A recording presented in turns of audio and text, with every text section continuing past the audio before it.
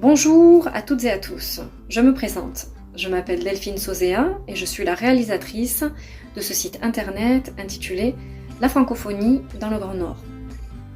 Cette vidéo est un complément d'information interactif. Elle est d'ailleurs consacrée à la présentation d'un habitant de Whitehorse, capitale du territoire du Yukon, qui nous témoigne son expérience de vie dans le nord-ouest canadien. C'est un collègue de travail et un ami proche. Je vous laisse sans attendre le découvrir. Il nous livre et nous partage un bout de sa vie avec humilité.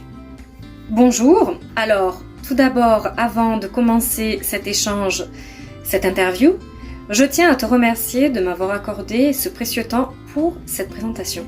Alors pour commencer, peux-tu te présenter brièvement, nous dire d'où tu viens, où habites-tu et dans quel domaine travailles-tu? Bonjour, je m'appelle Didier Gasquel, je suis originaire de France, en Essonne, et ça fait 5 ans que j'habite au Yukon. Je travaille dans une école élémentaire ici à Whitehorse, en immersion française, et je suis éducateur spécialisé. Eh bien, en voilà un grand changement de vie. Quitter l'île de France pour s'installer au Yukon. Peux-tu nous raconter ce que tu aimes au Yukon?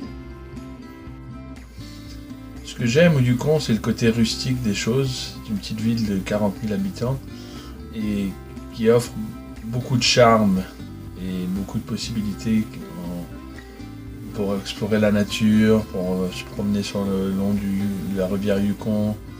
En hiver, si on aime la motoneige, le ski, des choses comme ça, c'est vraiment développé ici pour ça. Ce que je comprends de ton témoignage, c'est que la nature est reine au Yukon.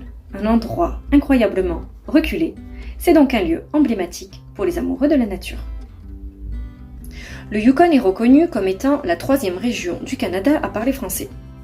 Peux-tu nous en dire davantage sur la francophonie au Yukon et comment est-elle représentée? Alors pour ce qui est de la francophonie au Yukon, à Whitehorse surtout, il y a 5000 habitants qui sont français sur les 40 000. Et il y a une forte communauté francophone, donc. Et on a aussi l'AFI, l'association franco-yukonaise, qui organise des soirées en français, des repas et plein d'autres choses. On a aussi l'Aurore Boréale, qui est le journal francophone du Yukon, qui est publié chaque semaine, et ça c'est bien. Et nous avons aussi l'immersion française dans les écoles. Beaucoup d'écoles ici sont d'immersion française, donc la francophonie est assez présente au Yukon. Parfait! Je comprends que le gouvernement du Yukon propose un service en français, y compris dans l'éducation, et offre en partenariat avec l'association franco-yukonaise, l'AFI, qui est à la fois le journal local et la radio franco-yukonaise, des activités culturelles et linguistiques diversifiées à ses habitants. Maintenant, si tu devais choisir un mot pour décrire le Yukon, lequel choisirais-tu et pourquoi? Si je devais définir le Yukon en un mot, ce serait la nature, parce que la nature est très présente au Yukon. On voit souvent des renards un peu partout dans la ville. Quand on sort un peu de la ville, on voit des ours, on voit des orignaux, on voit des caribous, on voit beaucoup d'animaux. Et la nature et des aigles aussi.